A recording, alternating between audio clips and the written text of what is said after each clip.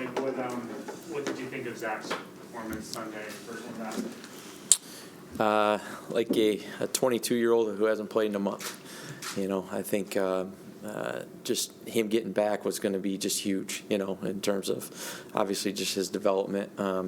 Went out there as an offense, didn't start the way that we wanted to, obviously. But what I loved was he settled down. He settled in. Our offense settled in, and he made better decisions to put our offense in the best chance to win a football game, and that's what we did. So is there room for improvement for myself, him, the rest of the offense? Absolutely, no doubt about it. But again, for a guy that's been off for a month to really settle in like he did, and there's stuff that the naked eye wouldn't see in terms of pre-snap, getting us aligned right, which. Yeah, that's the quarterback's job, but you put it on all the other guys to make sure that doesn't happen, and that's something that he had way more comfort in last week than he did, in those first 5 or 6 weeks. So it's good to see that, and continue improvement. Mike, why do you think, not just this game, over all his games, that he struggled so much early in the games? It's a great question. It's a fair question. It's just again, it's something that we as an offense, I got to figure out a better way to put all 11 guys in a position to get going faster. But again, all 11, whether it be our run game and just our guys, flying around right from the get-go. So I don't think there's any one answer right now. If we did have the answer in terms of getting going faster right away, we do it. We're continuing searching for it. And again, it's just getting him comfortable. It seems like sometimes he throws fastballs when maybe a changeup is needed. How do you is that nerves with him? Is it just he's trying to throw it as hard as he can every time? I think it's experience. I think it's just different windows. Everything's, again, he was off for a month, and you're trying to replicate the NFL speed on a Sunday in practice, and you do. I mean, you're practicing against NFL players, but it's just, again, just the experience of, can I get my eyes in that spot a little bit quicker so I don't have to rifle that ball in there, and that's one thing that we're, one of many things we're working on right now, just the tempo of his drop. When it flashes, we got to speed up that drop, but again, the eye placement is so huge to when can I say no to get my eyes to where it needs to go to number 2 or number 3 in the progression, so that I don't feel like I have to fit that ball in there. I'm getting there within the timing of the play, and I can just, throw the ball that's necessary, for that particular play. The Eagles, they don't have that many sacks on the season, but they're top 5 in pressure rate, and that's one thing Zach struggled with this year is handling throwing under pressure. So what things that he can do to improve in those situations? What can you do to help put him in a situation to combat that? Yeah, just again getting just comfortable with our plan and getting the ball out of his hands. Again, it's always going to come down to the quarterback, obviously, making those plays. But really, it's all 11. It's us protecting. It's the back being firm in protection. It's our line being firm in protection. They know the challenge that's ahead. The Eagles, like you said, the sacks.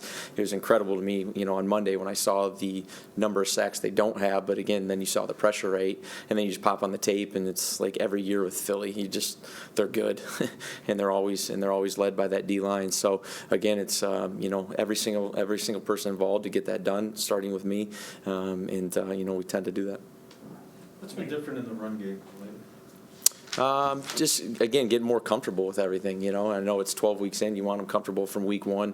But I thought they did a really good job. We challenged them early in the week, just like we do every week. But the guys really showed up, and we needed to lean on it, particularly early on. And it just kind of kept on going to the point where, you just felt comfortable with whatever run play we were going to call. It was going to work. Even the ones that I called that were not good calls, particularly one of the toss cracks that we had in Tevin Coleman, just because he was feeling it, got us out of a potential 2nd and 15, got us into a 2nd and 7. So those guys were running hard, they were blocking well. It takes all 11 in the run game. I thought our receivers did a good job, and they're going to really need to do a good job this week as well. Like Denzel has been out for a while with COVID. Sure. Now this week, you potentially don't have Corey. I don't think you have Keelan. I think Robert said he's out, so you could need Denzel on Sunday. How ready do you think he is from what you've seen in practice after missing so much time? Yeah, no, it's a good question because obviously he did miss the good part of 2 weeks. He came back late last week. To really just kind of get his feet back underneath him, and get himself back into football shape. Because everyone, there's only so much you can do when you're locked in that hotel room for a few weeks, like he was, or in his apartment. So he's had a good week of practice. Excited for him. I was pumped for the strides he was making. Particularly in this offense. Again, it's like I've said. Just missing those OTAs, missing some time in training camp. Not having the amount of snaps that we all wanted for him early on. Then he got comfortable with it, and I was really looking forward to not only was he getting comfortable with the offense, but making the plays, and all we want from him to do right now is go line up, play as fast as you can. When the ball comes your way, you go make that play like we all know he can. Elijah Moore said after the game that he goes, it feels like college with the variety of ways he's been being used.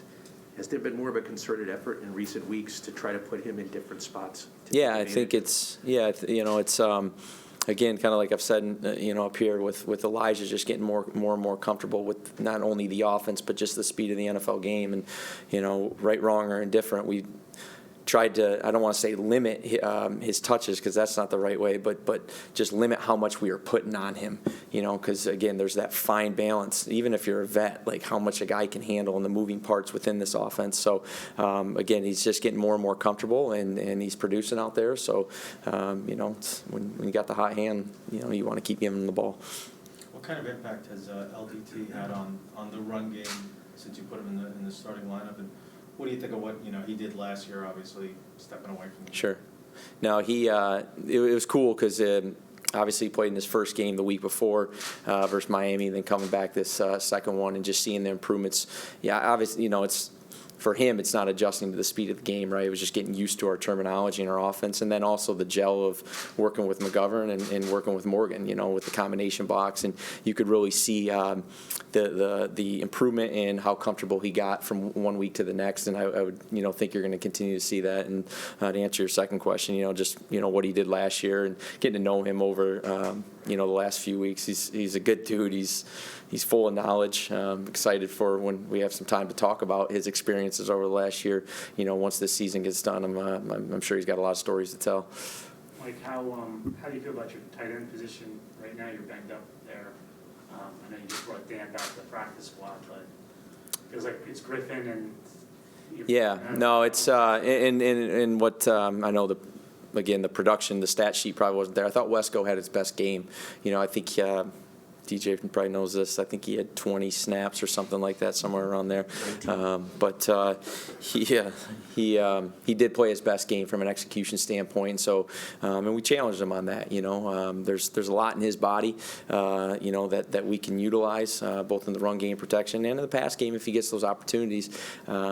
Again, he had his best game. It was unfortunate with what happened. I haven't even talked to him. I mean, I saw it live and then saw it on tape. I don't know exactly, what he did. I know what the injury is, but it was different. He just kind of went down, and it stinks losing him for these 2 to 3 weeks. But again, it's just like we talked about with Michael Carter. It's next man up. We're a little thin at that position, but Kenny Yeboah has improved a ton through practice over these last few weeks. I thought he handled himself at a professional level yesterday, both with his demeanor and what he put when the ball was snapped. So excited to see what he can do. Why can't P. Ryan get to the game? We kind of opened it up. Obviously, let's just go to where it was with Michael Carter, Tevin Coleman, and Ty Johnson. Those were the three, and relatively they stayed pretty healthy. Obviously, T. Cole missed a few right there, and then P. Ryan was up. Then last week with MC going down, Austin Walter's just done a really, really good job. I think it has less to do with P. Ryan than it does have to do with Austin. He showed us in practice that he's more than capable. He's obviously played in this league. He kind of reminds me of DeAndre Carter in terms of we had DeAndre in San Francisco as well. Got cut, got picked back up, practice squad, got cut, kind of bounced around, got with Houston, made some plays, got cut again, and now he's in Washington really excelling, making a lot of plays, whether it be in the return game or, at receiver. And it's the same thing with Austin. He's kind of been on and off teams, practice squads, gotten some opportunities, did pretty well for us last year, and I thought he had his best game with the opportunity that he was given this last week and ran really hard. And I think, all the guys on this team could feel his juice. What is your comfort level, say, from week 1 to now, and have you relied on your brother in season to kind of help you? Yeah, certainly. I think you naturally get more comfortable, right? And not just on Sundays, but Monday through Saturday, how to approach the guys in terms of, not that I've ever kind of worried about that, but again, just what the message has to be for this team, or for this unit, I should say. Sal's got the ultimate message, but the pulse of what our offense is going through, the goods and the bad, and just trying to push the right buttons for each individual on our offense. So getting more and more comfortable, but again, I think it's just our guys just getting more and more comfortable, and us starting to gel a little bit. The Eagles, they don't. I mean, we talk about the pressure, but they don't really blitz much. So how much of a challenge would that be for Zach to just go through his reads, his progressions, and just deliver the ball to where it needs to be? Yeah, the worst thing you can do is go up against a pass rush that doesn't have to pressure, and they can get pressure, right? I mean, we saw that in 2019 in San Francisco with the D-line we had. I mean, he brought a lot of blitz packages on third down and stuff, but sometimes he didn't even need to, because those four were going to get home, and it makes it really tough on a quarterback, because you got to get the ball out of your hands, you got to feel the rush, feel the pocket, move, and get the ball out, and our guys got to be running to point A to point B to get the separation. So it's a challenge, and he knows that, all the quarterbacks know that, but that's part of playing in this league. Mike, recently, like the last few weeks, you've been a lot more creative, whether it's reverses, throwing, flea flickers, different kinds of things.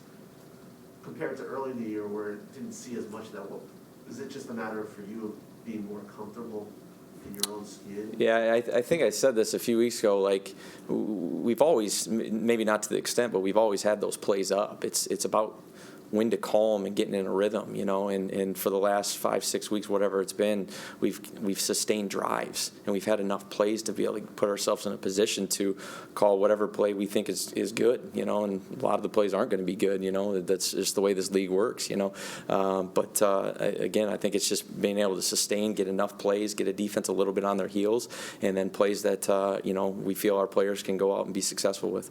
I mean, for you personally, how does it feel to kind of see the offense going after, early in the year, it's your first year as a coordinator, early in the year wasn't kind of going as well?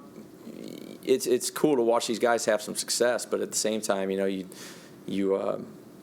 put it on the back burner quick, and you try to continue to have those same success of whatever we're doing well, but there's so much more to improve on, so I don't even think twice about it. Once that game's done, and whatever our numbers are, whatever kind of success we have, it's time to get back to work and find ways to get better. This is all about establishing and building a foundation and a standard, and particularly for our offensive group, for the whole team, no doubt, but I got to worry about the 11 guys and whoever's out on the field and the offensive staff, and right now it is about just continuing to improve every single day. Our ultimate goal is obviously to win every Sunday. All we're trying to do is be 1-0, but it's about building that standard, and so you just kind of put whatever success away, and then you just try to continue to improve.